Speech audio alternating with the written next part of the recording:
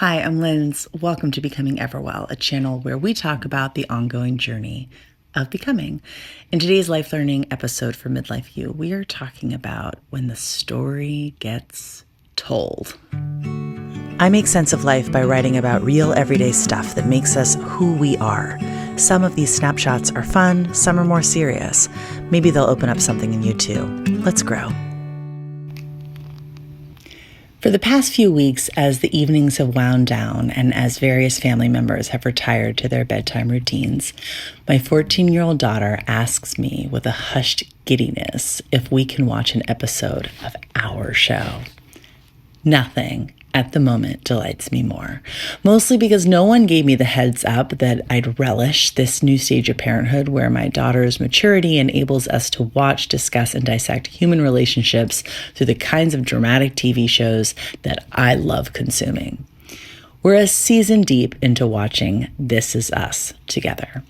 It's her first time experiencing and my first time rewatching this beloved TV series.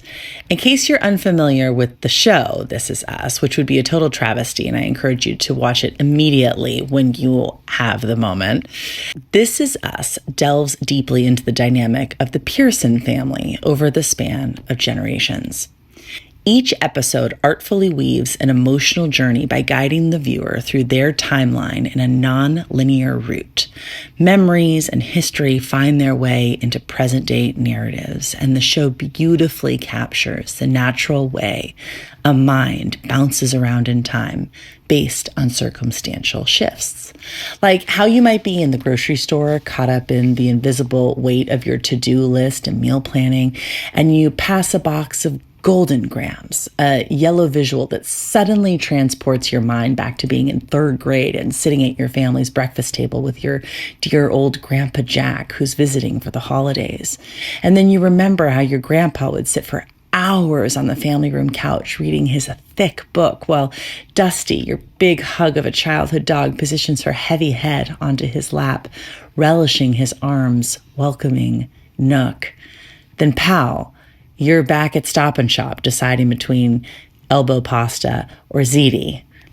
Although the Pearson family in This Is Us is fictional, the series demonstrates how we carry the many stages of our lives with us as we age, even if subconsciously. And it also provokes the lifelong question, which experiences and relationships contribute most to the shaping of our personhood? As a memory keeper, I envy how their lives are documented, visually preserving in a masterfully told story. And I wonder what it would be like for a real-life family to have such a raw and personal documentation of their evolving lives. I don't mean with a production crew and cameras filming, that's not particularly personal, but what a treasure it would be to have a collection of personal narrative essays written from your unique perspective that paint the textured picture of your family's story alongside all the photos. Sure, the plot lines of these essays might not be as dramatic or binge-worthy as the Pearson story, but they would still be rich with emotion and connection and love and loss and discovery and transformation and becoming. I suppose in my own way, my weekly Substack essays and YouTube videos serve in part to capture my own This Is Us story.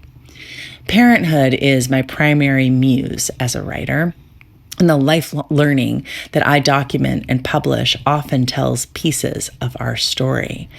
100-something essays in, and I'm grateful that I've invested the time to reflect on and capture particular stories through my lens as mom.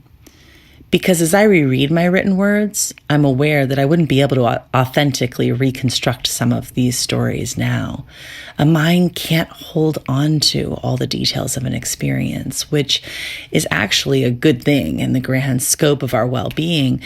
But some bits of emotions, observations, and realizations in all their vivid detail are simply too valuable to let slip into the ether of forgottenness. And the more essays I publish, the more viewers like you express to me curiosity about writing their own family-centered essays, maybe to publish or maybe simply to document the tapestry of cherished family memories, like a keepsake of their kids' stages as they continue growing into older versions of themselves. And I say, go for it. Start writing. What's holding you back? For me, I struggled to write narrative essays in a committed way because the task overwhelmed me. Where to begin? How to capture it all? Would anyone even care to read them? Now that I'm in a groove, I find great fulfillment in writing weekly essays.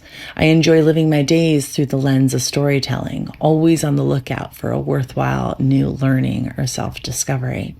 If you can imagine this being fun, I'm sure it would be for you too.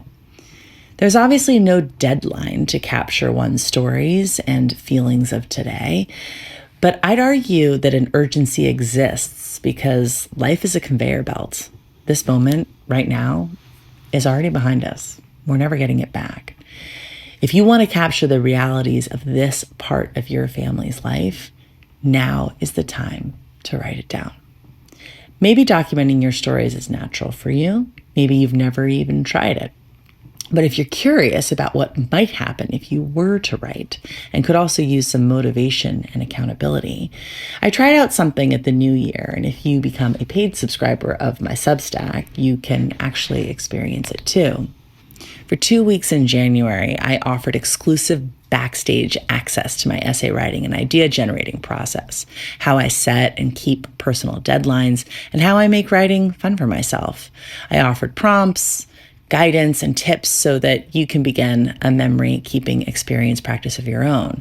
The goal was a fun and authentic experience for all aspiring writers of personal narratives. This memory keeping writing experience, I call it MWE, M-W-E, MWE, it's fun to say, is available to my paid Substack subscribers. If you want to be one of them, you'll need to first set up an account on Substack. It's free and pretty easy, only a few steps. Then once you become a paid subscriber to Becoming Everwell with Lindsay Hurdy, you will automatically have access to MWE. And if you're already a paid subscriber, you've got access to it. So go check it out. If you have any trouble, by the way, with Substack and getting on from a tech perspective, just email me, lindsay@theeverwell.com, and I will help you out. But really, if this has sparked for you a desire around memory keeping through personal narrative writing, get cozy. Make space for your version of This Is Us to unfold. You've got this. Let's grow. I'm Lindsay Hurdy. Thanks for being here. You can learn all about what I do at my website, lindsayhurdy.com, or more specifically at my Substack, lindsayhurdy.substack.com, and you can read all the essays you want. Thanks for being here today. Until next time. Be sure to like and subscribe and click that bell to get alerts for new posts. I'd be ever grateful.